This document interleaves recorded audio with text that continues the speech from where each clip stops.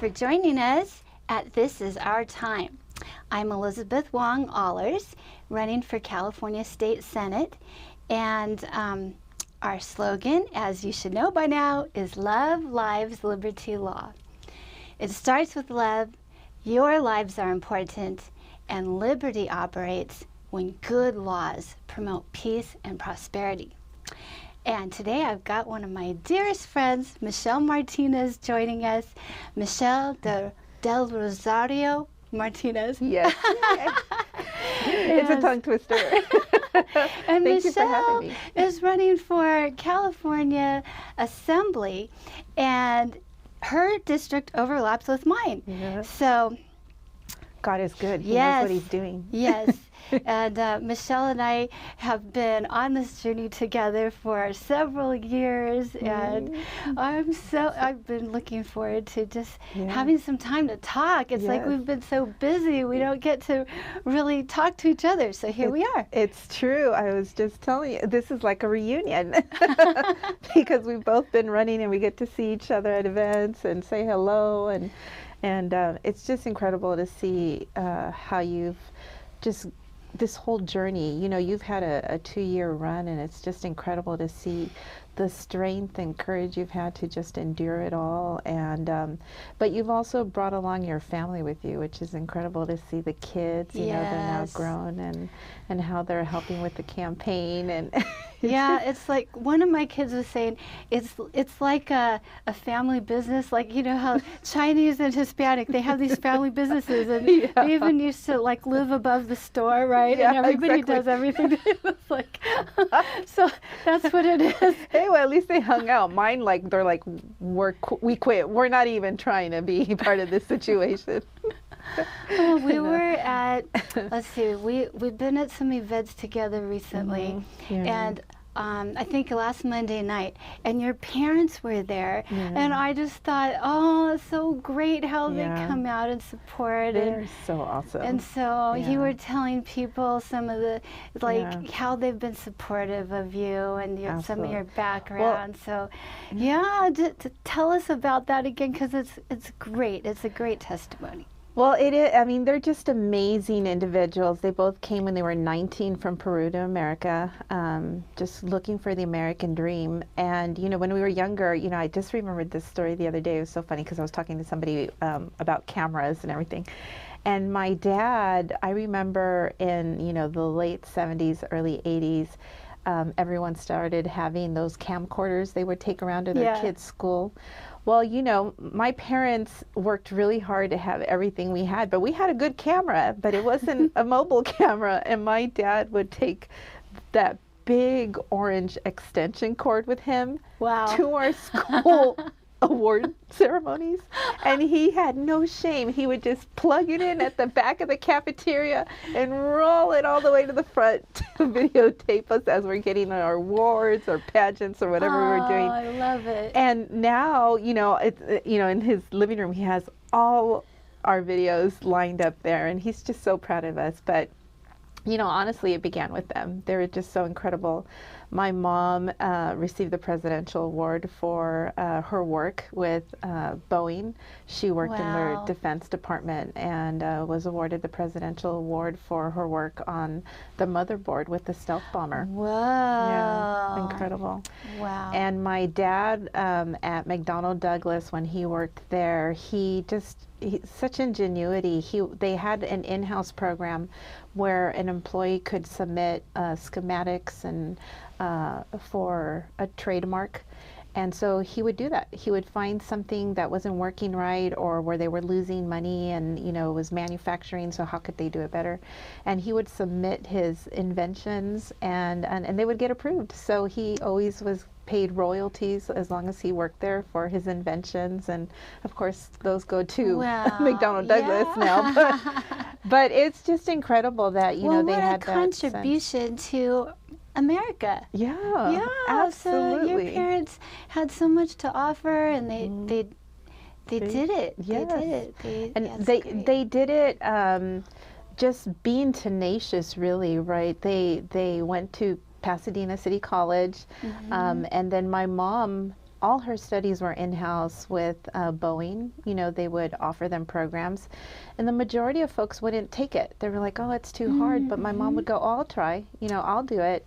And a lot of times folks would get frustrated. You know, she'd come home upset saying, oh, these people were mean to me because they thought she had favoritism. But honestly, you know, she would tell me about her job. You know, the stealth bomber sounds so exciting, right? But it was such a huge piece of, you know, technology. Like, I mean, it's the stealth bomber, right? Yeah. She would have to hang upside down from her feet a lot of times, like to, you know, fit the, you know, position the you know, just all the technology and everything. And they would just give her the schematics and they'd go, make it fit. You know, we know that you can make it happen. And so, you know, she'd have to realign things and, you know, go back and discuss it with the engineers and say, well, this is not going to fit like this. I'm going to turn it this way. What a smart woman. Yeah, silent contributors, right, to America and the ingenuity of our times. And so I think that without even thinking about it, those things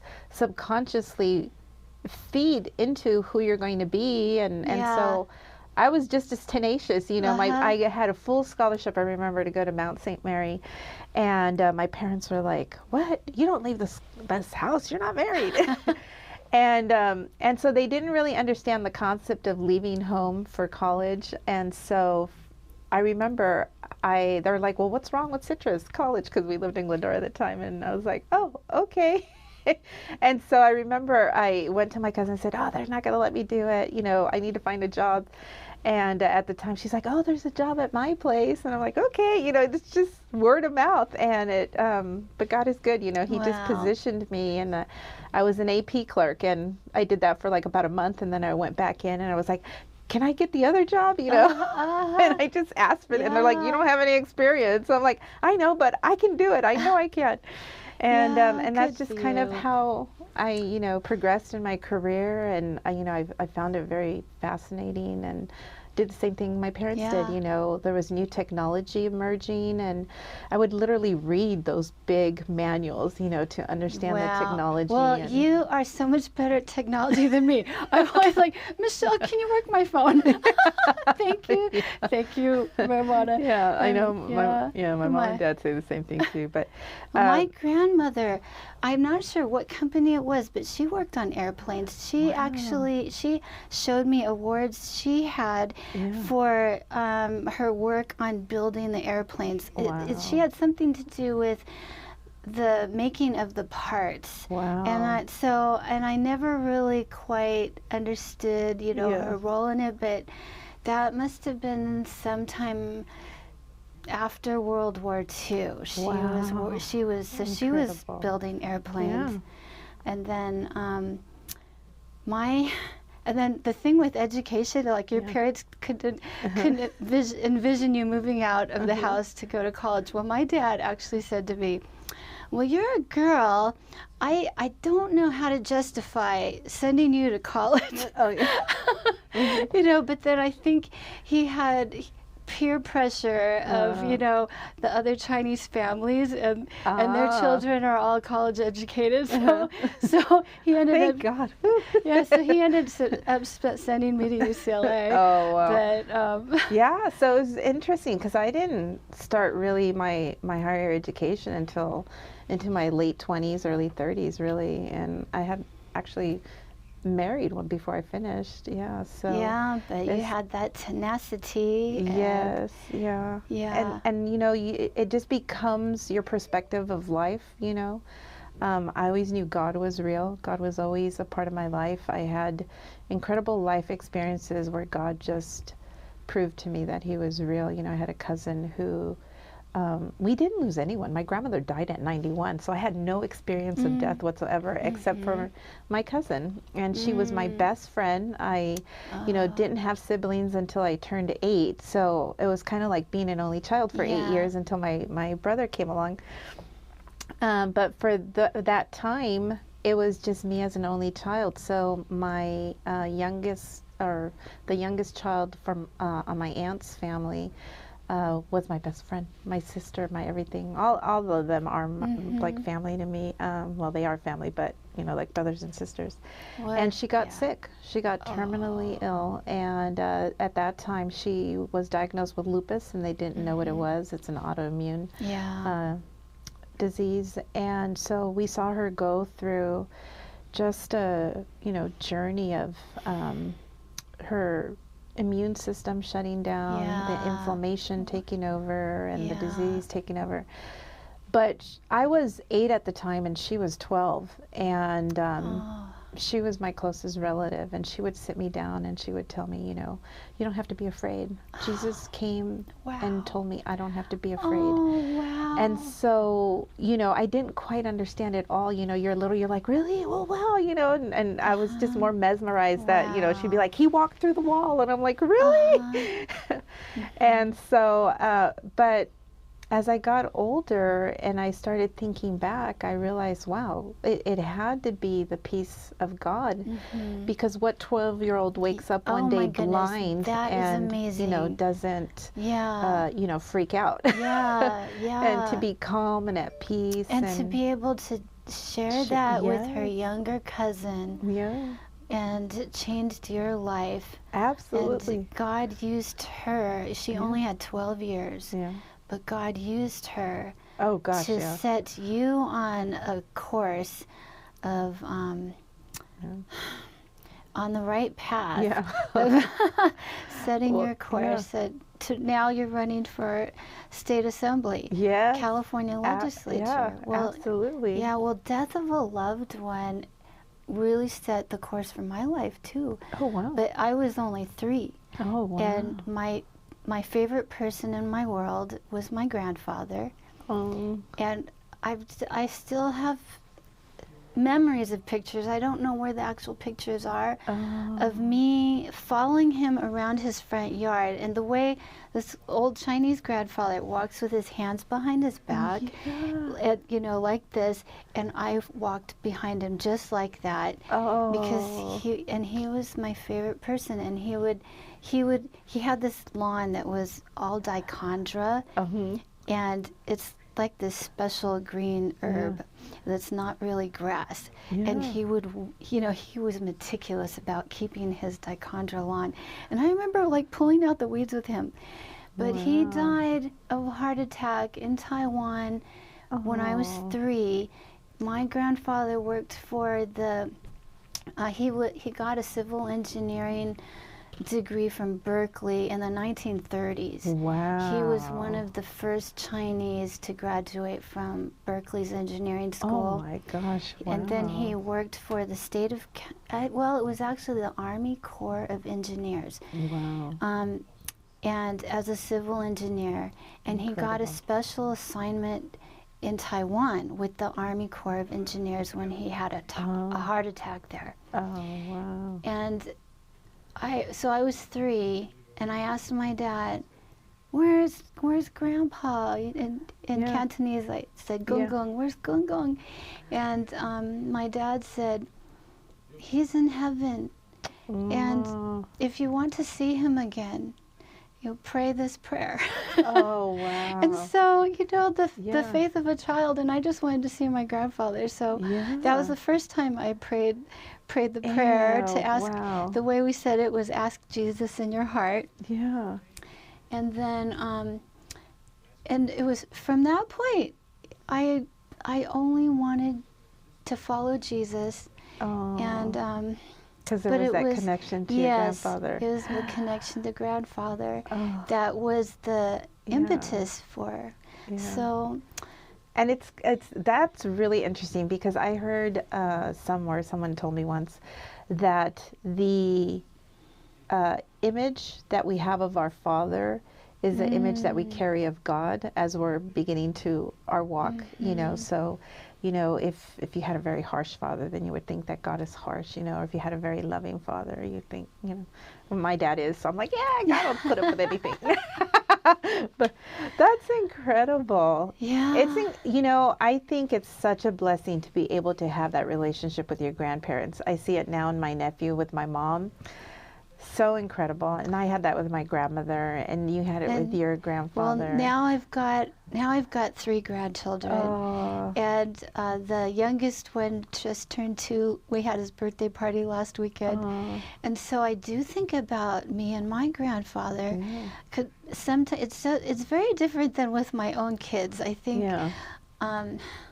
with my own kids, it's that second chance you wanted. Yeah, in a lot of ways, yes. Yeah. There was that physical connection bond because you know, I went through the whole experience of birthing them.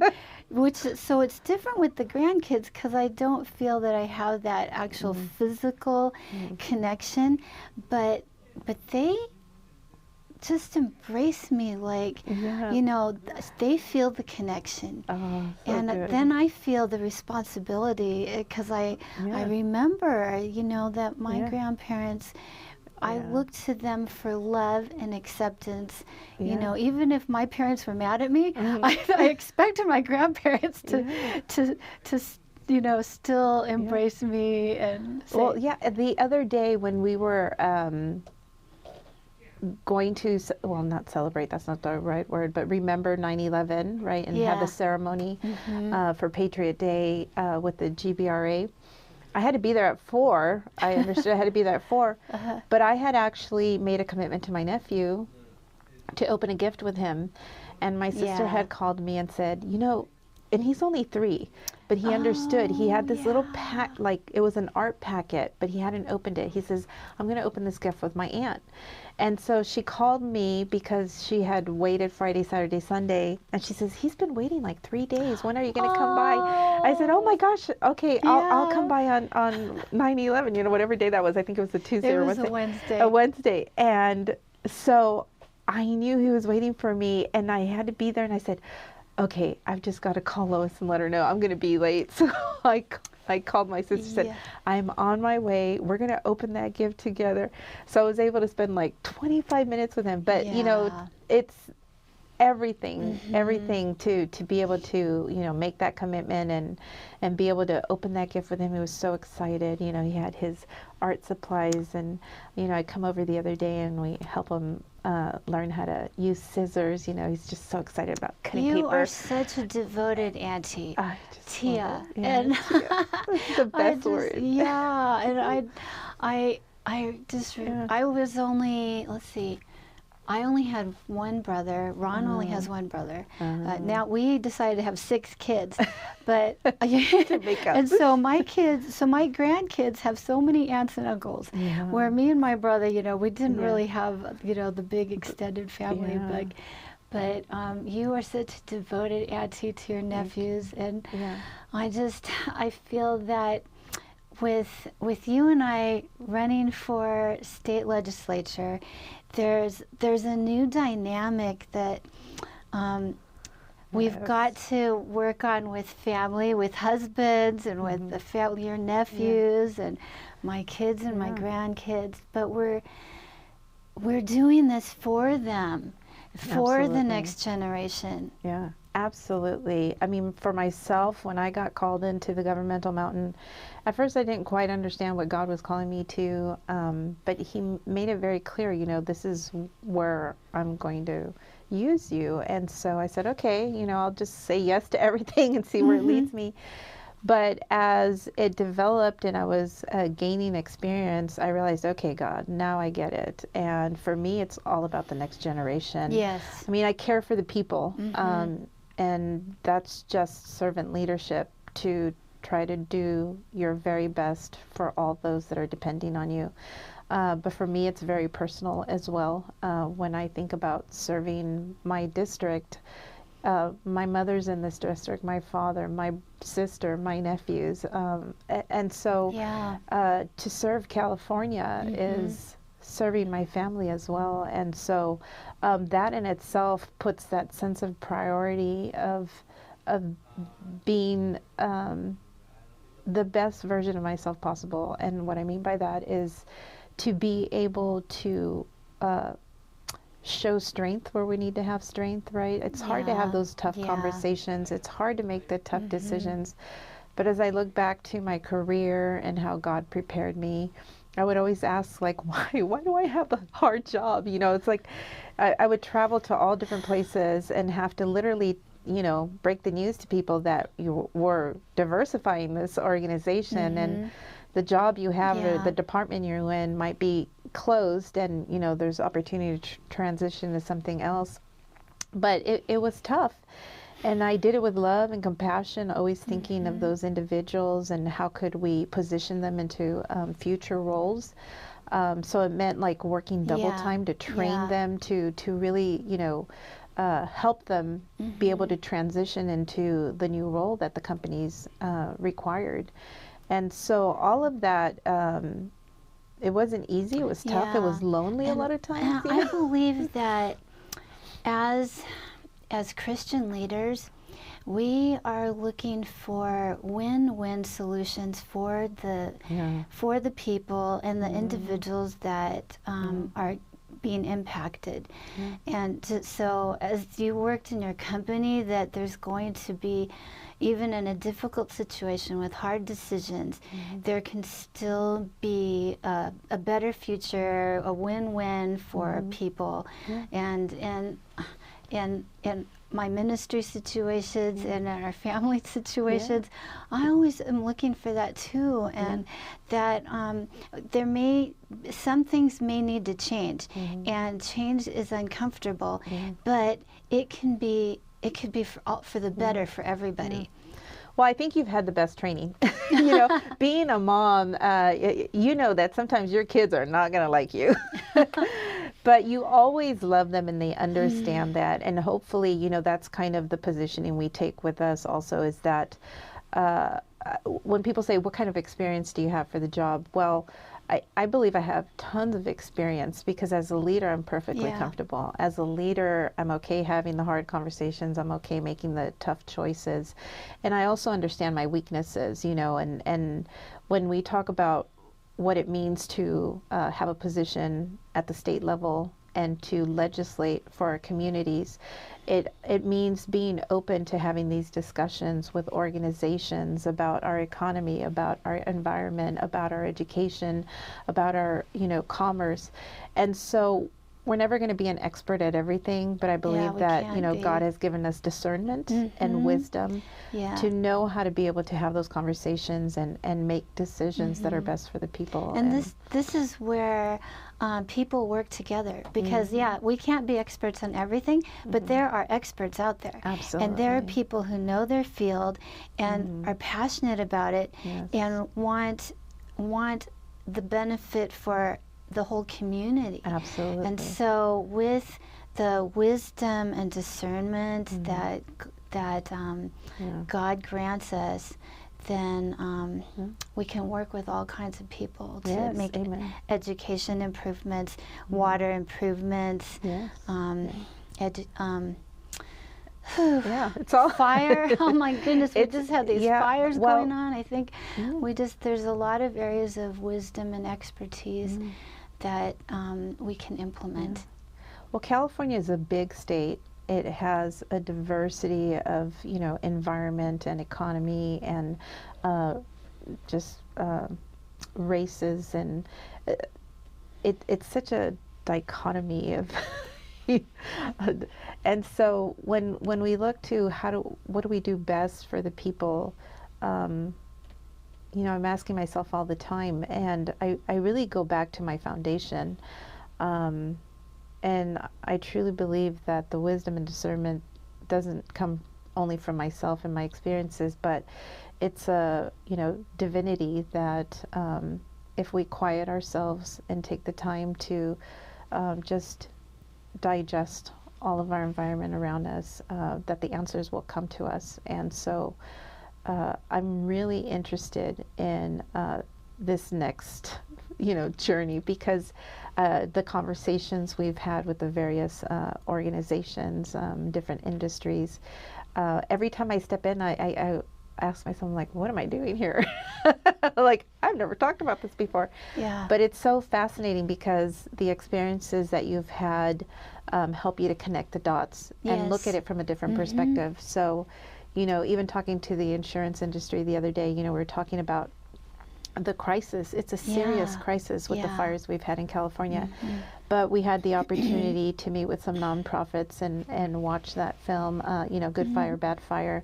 And there was an entire discussion about how conservator groups come in and they ask the courts for injunctions on the state that's trying to actually do the right thing, right? For our forestry, which is to cut the, what is it called? The back brush or the something brush, lower like brush. But anyways. They do, I think it's called backfires, or I don't know. So, something but like that. But the brush, like the lower brush. Is that if you have controlled burns of certain areas and you clean up all of the dead material and maintain the underbrush so that it doesn't get overgrown. Then when there is a fire, not only do the firefighters have access to put it out quickly, but it's not as huge conflagration that endangers our So this is this is where leadership comes in, because if you see that your state is trying to do the right thing, and you have a group that is actually working against its own policies, right? This is where leadership comes in and is able to set a precedence or set a tone and be able to say, well, don't you think this would work best like this? And so my comments to them, which they hadn't actually thought about, was, well, everybody loves a good story, right? So imagine if, you know, a big insurance company got together with a nonprofit and they went out there and did a whole campaign about, this is how we save our forest.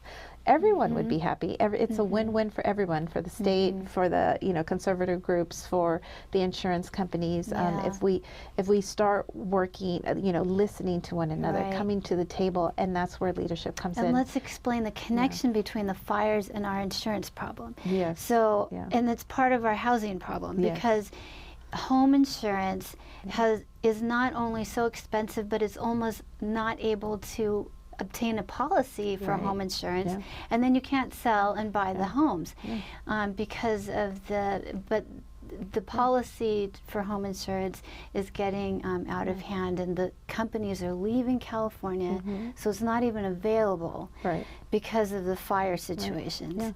And how is a company able to pay out an insured if you don't have any new clients coming in? Unfortunately, that's part of the plan with the insurance company, is that they need new policies to be written so that they can continuously be able to supply the needs of their clients. And the companies are leaving California, so they're not even offering the policies. No, and so that compounds our housing problem here. Absolutely.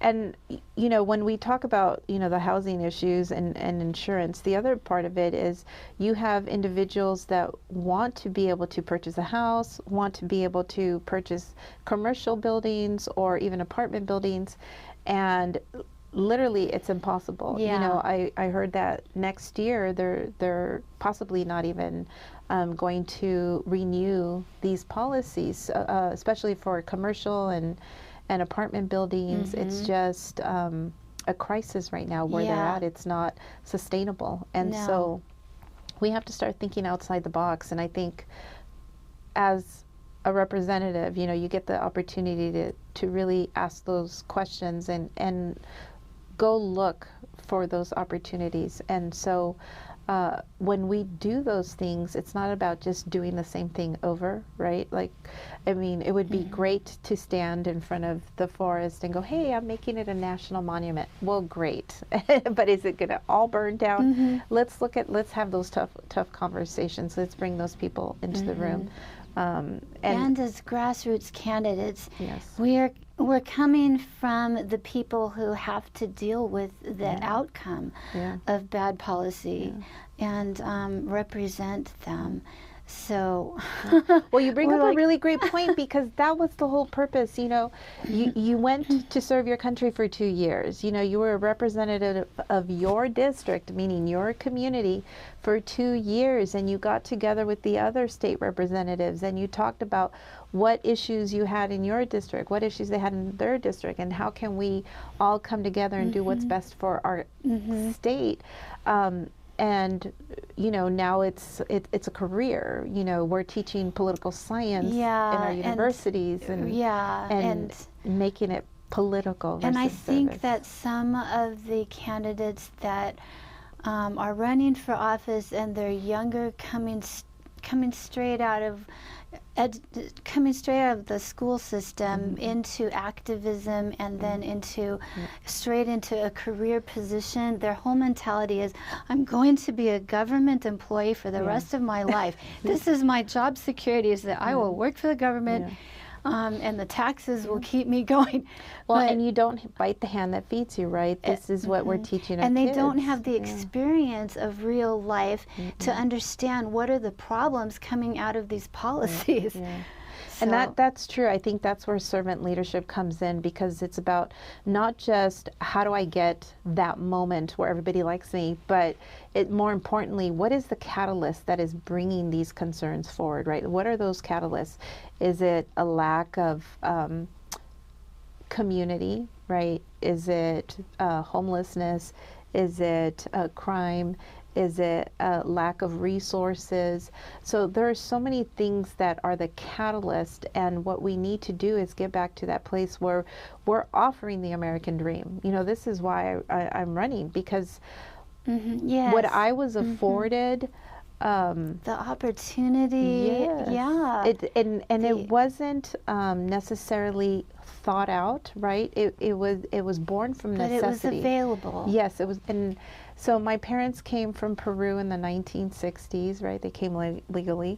My mom was looking for a place to live, and she, luckily she didn't come from, a destitute situation. She came from a very, well-to-do family where she had education, she had resources. So when she came, they settled in Pasadena because it was familiar to her, the beautiful streets, the beautiful homes. She would be able to go in and out of the houses as she was looking for a rental. I laugh now. She said she would go through the paper and circle all the homes she wanted to look at, and she'd go, oh, I don't like the furnishing in this one, or I don't like the furnishing. But all the homes were open.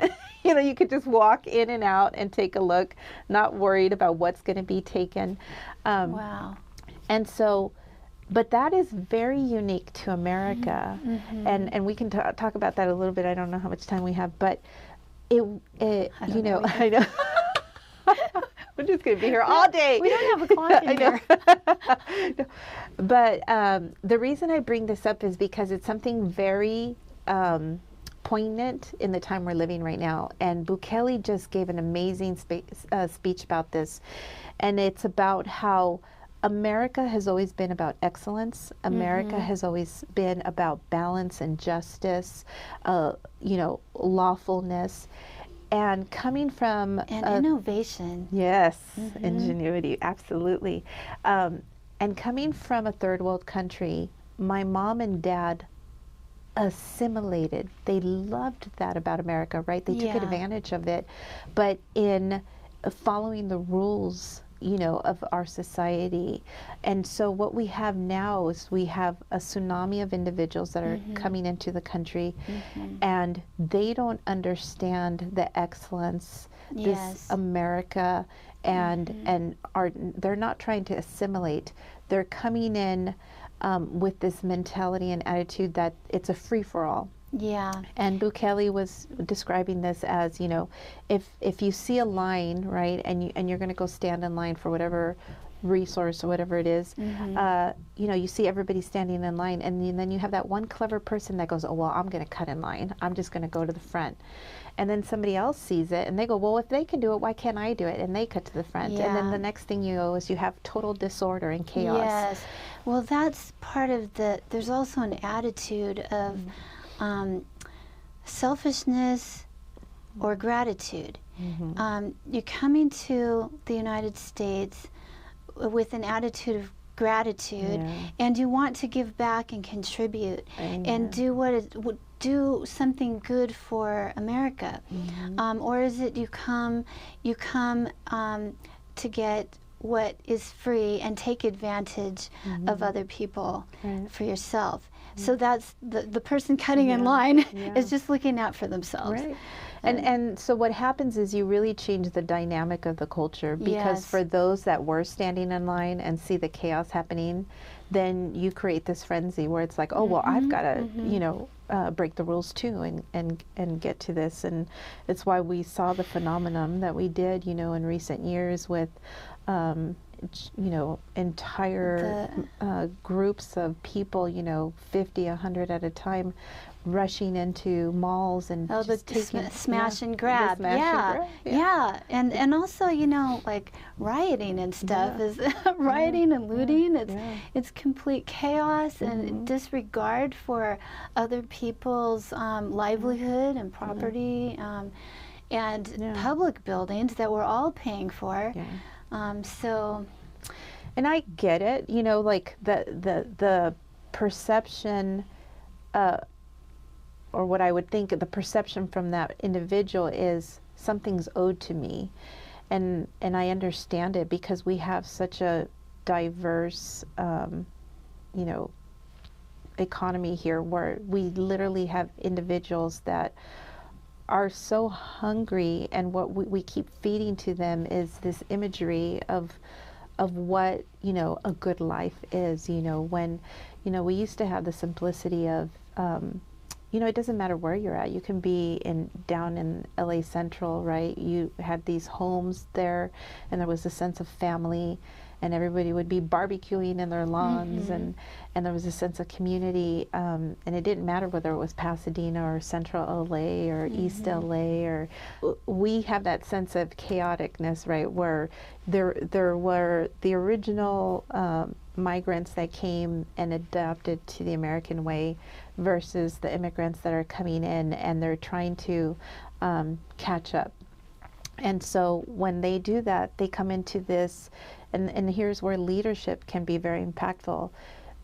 We're offering them free education, but what kind of education are they really receiving? It's a subpar education. We're 43rd in the nation. So is an individual that gets enrolled in English as a second language and then graduates from English as a second language because they haven't even bothered to teach him English in the 12 years. My aunt taught ESL for, I don't know, 30, 40, 50 years. I don't know, she taught it all her life in Santa Barbara. And she had like 3 generations of families that had their children coming to her for ESL. Wow. See, so it's generation after generation. And so that's where you have to ask yourself, is the system broken, right? Or what's going on? Because ESL is English as a second language. But by the 3rd generation, they shouldn't need that anymore. Right, absolutely. And so when I was councilwoman in Altadena and I toured the schools, and you know, God bless her, a teacher took me around and she was so excited to show me the English as a second language. And I said, well, how long are they in this? And they, oh, well, you know, they graduate with English as a second language. And I'm like, are you kidding me?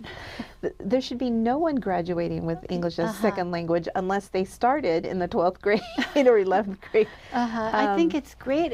I think bilingual is awesome. I wish I were bilingual, but we do them a disservice if they're actually graduating and don't have the skills in English.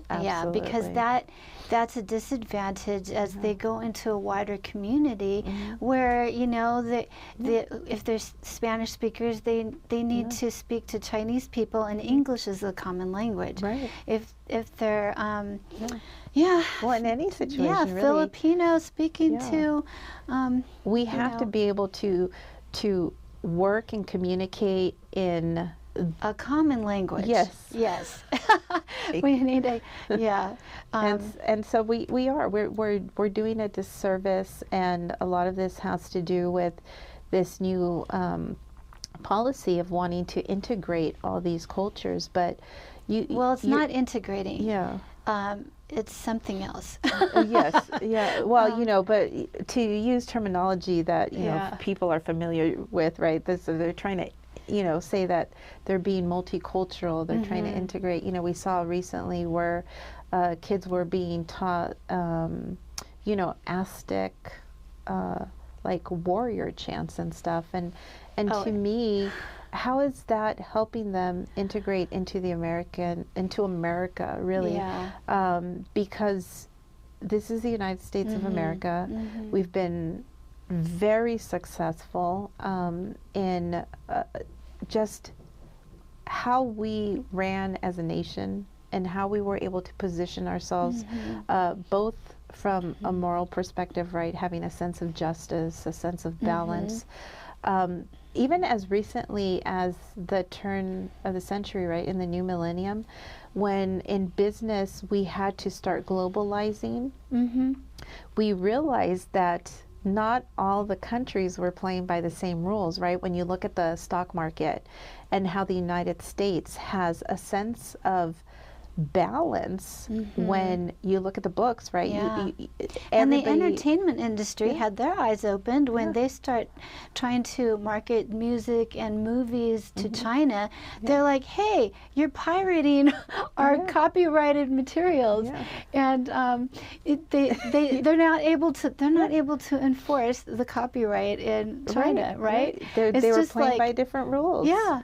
And you realize, wow, And so it really has been an erosion of our American principles.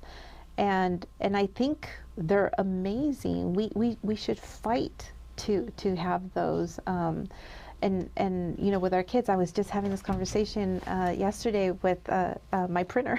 And we were talking about our kids and how, when you see litter, you pick it up. And when your kid asks you why, you're like, because you're part of a community and you want that community to be beautiful.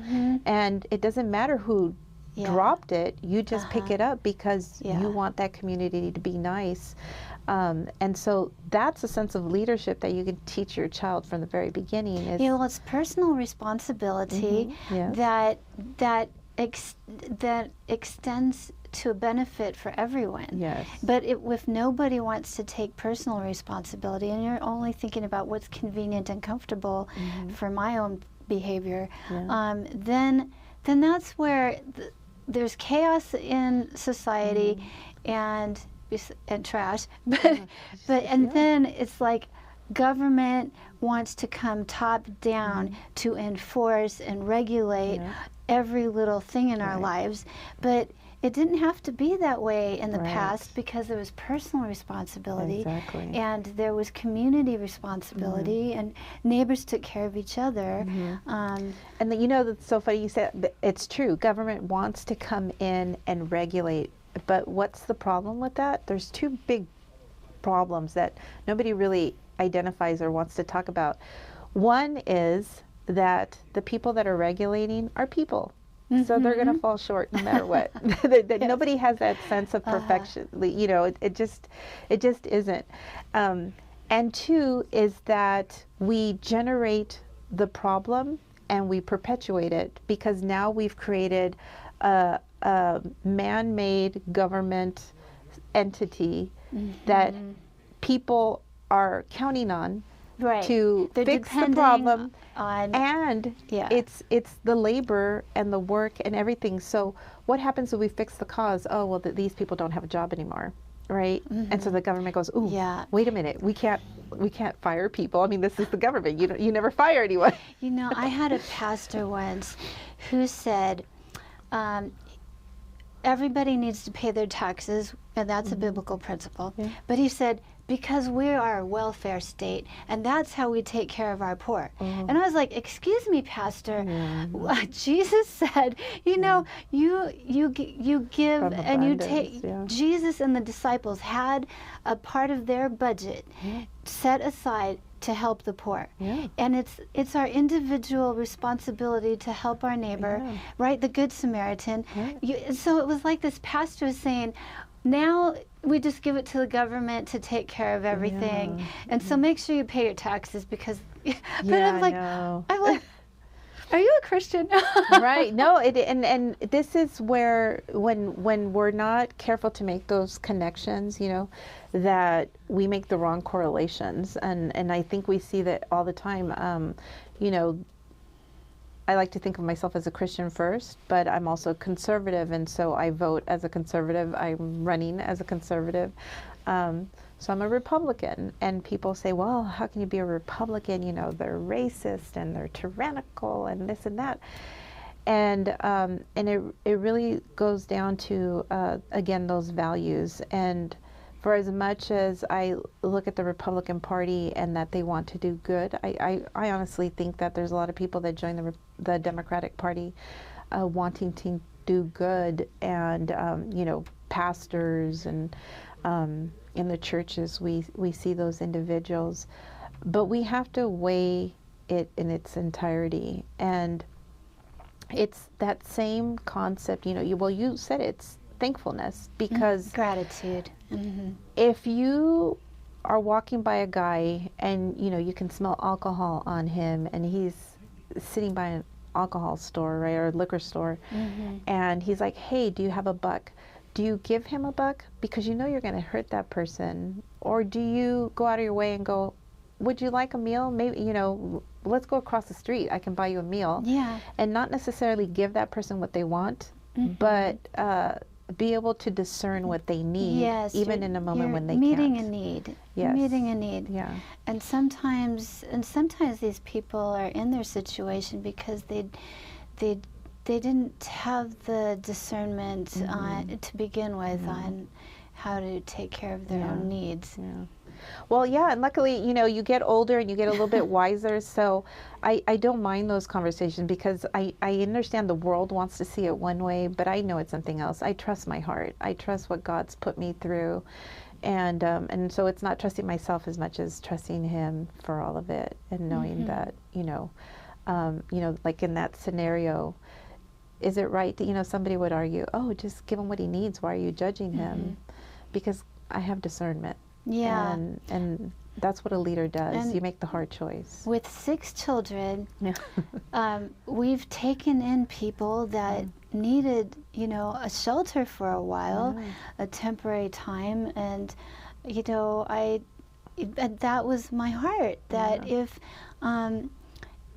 I was actually leading a class, and I had these people waiting outside the classroom door, and when the students were gone, they came up to me privately and said, can we stay at your house tonight? Oh, wow. And of course, I was like, oh my goodness, because I had no idea what their need was, but they knew they could come to me. Right. And this is what Jesus meant when, love your neighbor as yourself. Yes. And if you're not willing to do it yourself, how can you be dictating to the rest of us what we're supposed to be doing? But yeah, that's a very good point, because it has to come from your own Thanksgiving, right? And that's something that's really been lost in legislation. We see it a lot, where folks are just delving out, money that the state doesn't have, money that we really don't have. We're $30 billion in debt. And so how are we able to do that? It's because that person can't be uncomfortable to have the hard conversation, which is, we're not in a position to do this. And so I think that actually, if we did, buckle or button down the hatches, as they say, if we did that and really cut away and looked at these programs and said, this is not working for us, especially we look at homelessness, it's a perfect example. Not that we don't care for these individuals. No, we have the compassion. Yes. But and on an individual basis, we meet the needs as they come along. Yeah. But as policy, government using taxpayer dollars, which is everybody's common money, we're responsible to have the wisdom on how we do this. Yes, and in every city, I guarantee it, in every city, you can find a church or a nonprofit that is doing this Yes. Right? And so do we create a program that's bigger, or do we go to those people and say, how can we work with them, right? Because they're not just going to look at it from They're the boots on the ground. Yeah. They are the tangible hands that are taking the food to the plate and the person to the bed. And so and they're going to be okay. You know, I always had this attitude, and I was okay with it. And I think as a country, we have to start getting back to this idea where we're okay with working ourselves out of a job. And whatever we do, we have to understand that the end goal is to close the doors, especially when we're talking about all the issues that are coming up, you know, with mental disorder, you know, just, I forgot the word for it, you know, when alcoholism and addictions, and homelessness, all of these just concerns that we have, they need to be shrunk down. Yeah, not perpetuated with free alcohol and free needles. Right. And so when you talk about how do we eliminate the situation, you have to have an organization and a group of people that are okay with working themselves out of a job. That's really tough. Yes. But there are people like that out there, because there are people that are willing to serve others and know when their job is done. And so that's not going to perpetuate itself from a government program. It's only going to perpetuate itself from a caring, loving environment where their goal... Local programs, local people, even volunteers, who are doing it from the kindness and the passion of their heart to help others. Absolutely, because those individuals are coming at it from that perspective. Right. And it's tough, I get it, but it's better than where we're at today, because where we're at today is that we're graduating in droves social workers, because we're counting on that as a state we're going to have a dependency on government programs, instead of being a state and a country that is based on ingenuity and hard work and just, you know, developing something, and right? It doesn't even matter. I look at it as personal thriving, people who are individually following a passion and succeeding, and not only succeeding for themselves, but having overflowing, that they can hire other people to grow their business, or they can give more philanthropy because they're prospering so well. Not more dependent people. Right. Amen. Yes, absolutely. That's exactly what we want.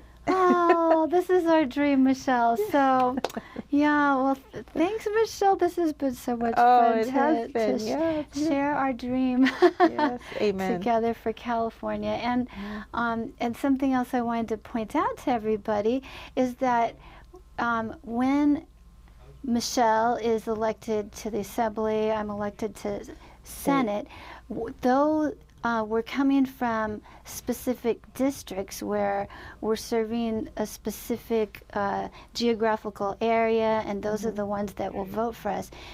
As state legislators, we're serving the whole state of California, because legislation policy that's decided in Sacramento applies to the whole state of California. So no matter where you live, if you're listening to this, you can help us out and write to us, get to know us, give us your input, and go to our websites. What's your website, Michelle? My website is MDM for AD41, and it's actually my link tree. And that's a whole story we don't have time for, but you can find me on all the different social media platforms at MDM for AD41, which is my name, Michelle de Rosario Martinez, for Assembly District 41. And my website here, elizabeth4senate24.com. Yep, and here on our podcast, this is our time with Elizabeth Wong Ahlers for State Senate. Love, lives, liberty, law. It starts with love, as we've been speaking of, and your lives are important. Liberty operates when good laws promote peace and prosperity. God bless you. See you next time.